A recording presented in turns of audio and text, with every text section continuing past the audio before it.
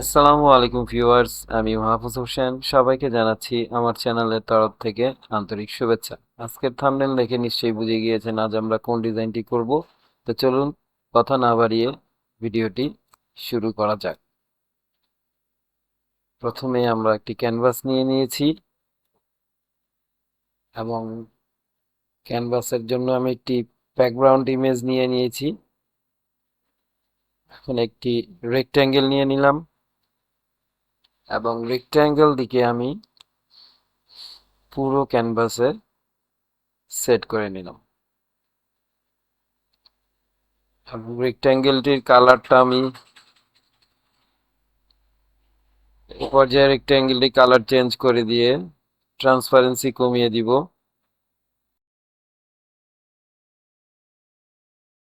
ট্রান্সপারেন্সিটি কমিয়ে নিয়ে আমি আরেকটি সার্কেল নিয়ে নিলাম। এটির কালারটি আমি আপাতত এটি রাখছি, এটিকে বড় করে নিচ্ছি এবং ইনশর্টে আমি একটি টেক্সট নিয়ে নিলাম, যেই টেক্সটটি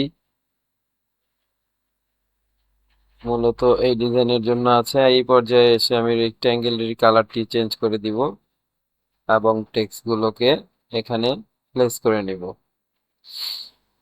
রেক্ট্যাঙ্গেল মিডিলে আমি টেক্সটগুলো রাখছি, একটু জুম করে নিচ্ছি কাজের সুবিধার জন্য। যে কালারের টেক্সটটি আছে এটি এখানে অবশ্যই ভিজুয়ালিটি ভালো হচ্ছে না।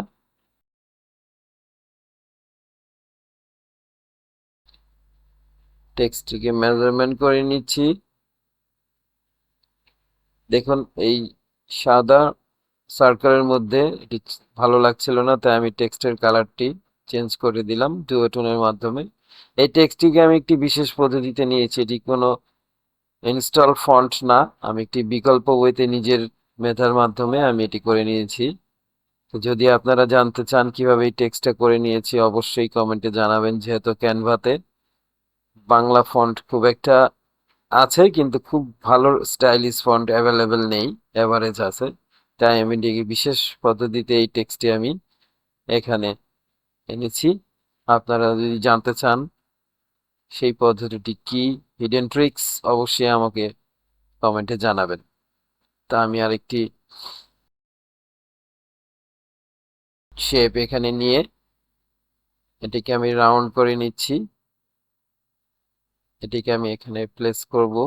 অ্যাকচুয়ালি সার্কেলের লেফট রাইট পুরো অংশটি জুড়ে এটি থাকবে। আপনারা ডিজাইনটিতে দেখেছেন সেই ডিজাইনের অংশটি এখানে আমি ক্রিয়েট করছি। তো আমি এটিকে কালার চেঞ্জ করে দিচ্ছি,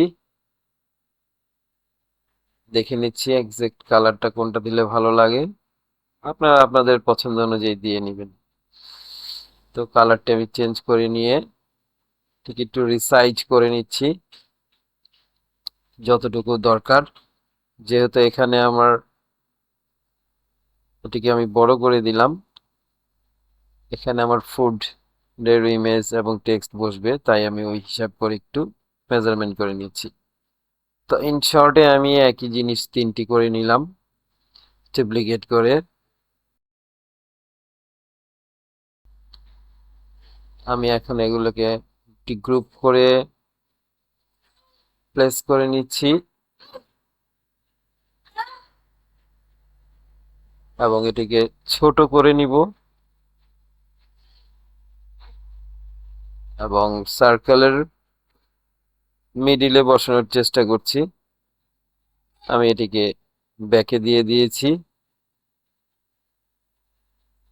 এই তো মোটামুটি আমি একটু দ্রুত দেখানোর জন্য শর্টকাটে কিছু টেক্সট এবং ফুড ইমেজ নিয়ে নিয়েছি। আশা করি আপনারা এটি সবাই জানেন কিভাবে টেক্সট এবং ইমেজ ইনক্লুড করতে হয়। আমি এটা আর দেখাচ্ছি না যাতে ভিডিও লং না হয়ে যায়।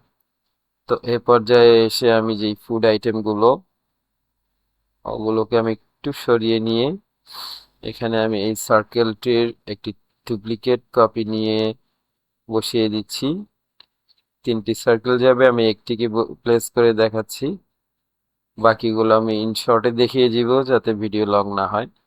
তা আমি এভাবে তিনটি সার্কেল বসিয়ে নিলাম এবং এটির মাধ্যমে একটি ফুড আইটেম প্লেস করে দিব। তো এটিকে আমি ব্যাক ফ্রন্টে নিয়ে আসছি একে একে আমি তিনটি নিয়ে আসবো, এটিকেও ফন্টে দিয়ে দিব। এরপর যে এসে আমি একটু জুম করে নিচ্ছি কাজের সুবিধার জন্য। অবশ্যই আপনারা জুম করে কাজ করবেন, তাহলে ডিটেইলিং গুলো ভালো হবে। তো আমি এই পর্যায়ে একটি শ্যাডো বসিয়ে দিব, যেহেতু শ্যাডোর গুরুত্ব অপরিসীম, আমরা শ্যাডো ইউজ করব। এই ফুড আইটেমটির নিচে একটি শ্যাডো বসিয়ে দিচ্ছি। আমি একটি করে দেখাবো, বাকি তিনটি আমি দেখাচ্ছি না, ভিডিও যাতে লং না হয়ে যায়। তো আমি একটি করে শ্যাডোটিকে ব্যাক এন্ডে দিয়ে দিব। আমার শ্যাডোর কাজ কমপ্লিট।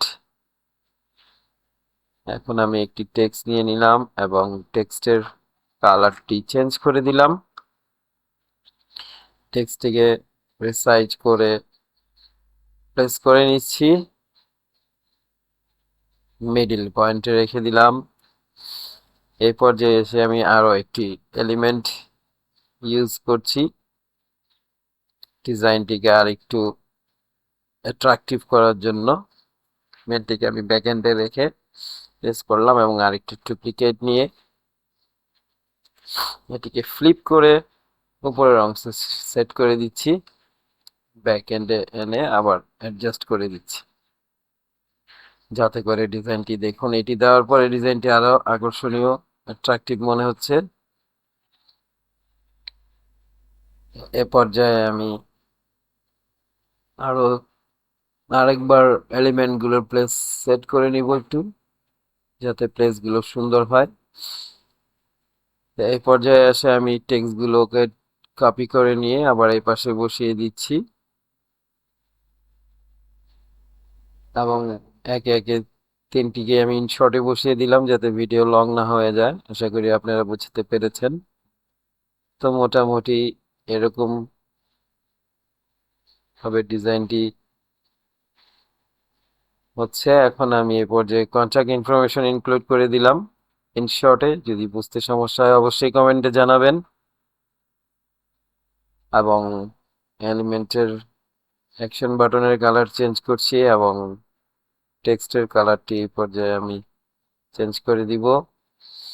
একে একে যেগুলো নিয়েছি এগুলোর কালারও আমি ডিজাইন রিলেটেড কালার দিয়ে দিব। অবশ্যই ডিজাইনের সাথে সামঞ্জস্য রেখে কালার ইউজ করবেন। এখানে আরো অনেক কিছু আছে, এক ভিডিওতে বলা সম্ভব নয়।